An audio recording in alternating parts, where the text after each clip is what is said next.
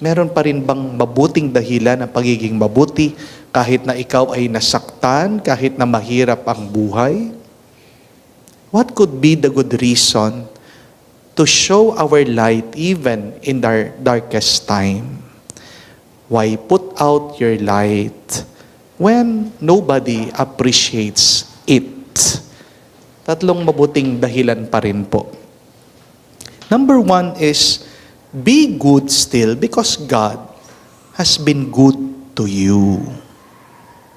Tandaan mo, hindi dahil meron kang problema o dahil sinaktan ka ng ibang tao, na wala ng pagpapala ang Diyos na binibigay sa iyo.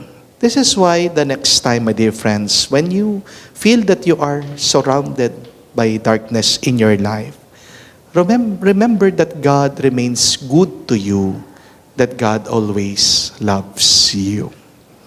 God has given you that light in your life. It is your life itself. Bakit mo itatago kung hindi naman sa iyo? Di po ba? You will continue to do good when you remember that you are doing these things not for yourself, not for other people, but ultimately for God. But secondly, be good still, because when you do good, you grow, and when you grow, you bear much fruit. Ang pagiging mabuting tao mo, tandaan mo may bunga palagi yan. Sabi nga sa Biblia that the wicked men do not prosper. In Ecclesiastes chapter 3 verse 3, we would see that it tells us that the wicked man will not have a long life. Hindi daw humahaba ang buhay ng isang masamang tao.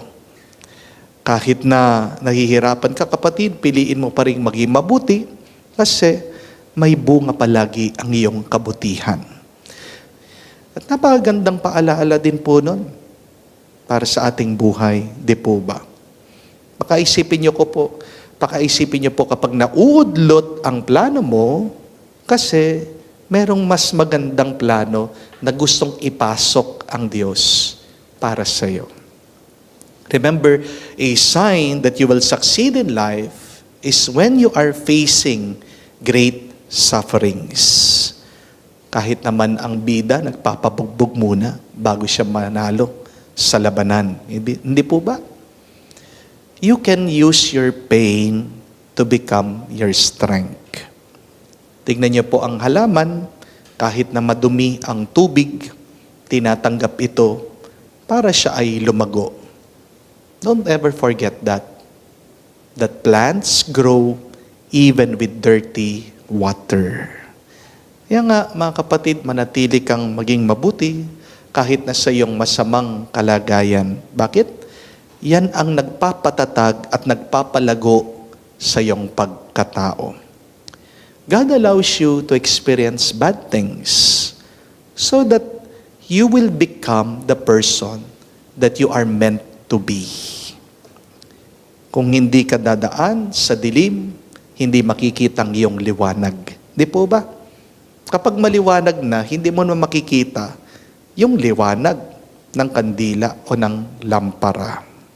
Para makita ang liwanag, kailangan itong manatili sa dilim. Kaya, magpasalamat ka pa rin sa mga kadiliman ng iyong buhay dahil diyan lumilitaw ang iyong kabutihan at kagandahang loob. Third and last, be good still even if you are suffering, because by doing so, you will be inspiring people.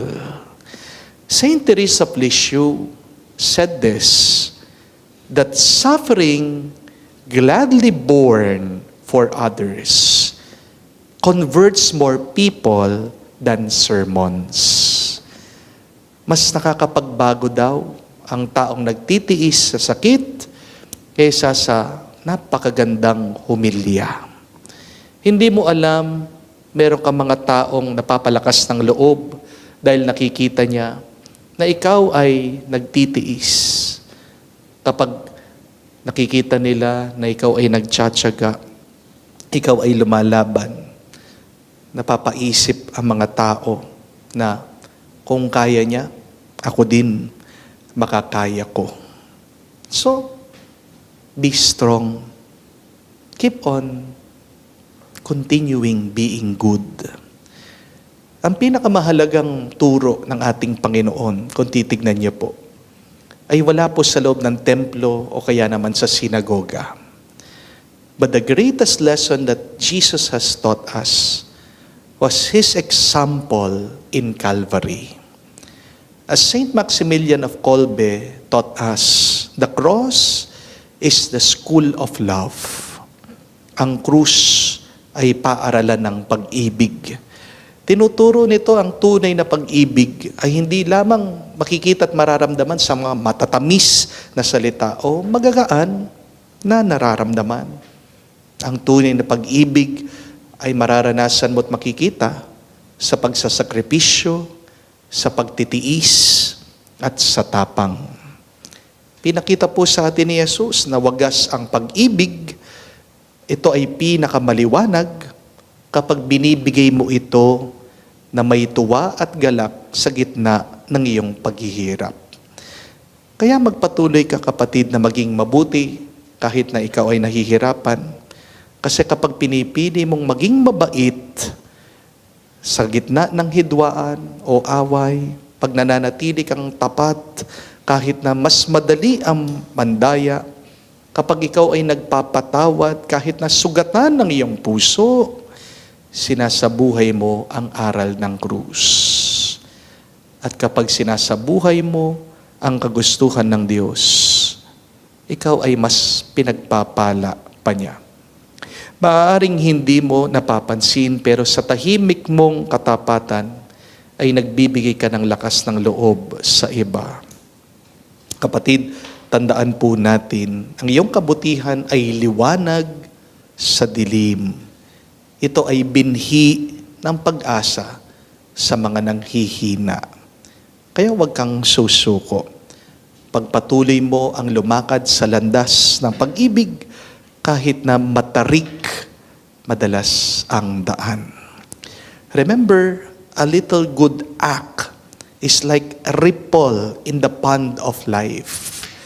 Ang bawat kabutihan na ating ginagawa ay parang alon na umaabot sa buhay ng iba na maaaring magpalakas sa kanila.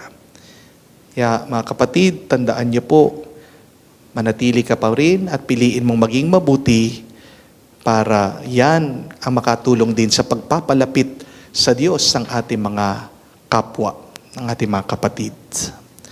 It is good to ask and to reflect, where have I been hurt? What are the reasons that sometimes I am tempted to stop being good?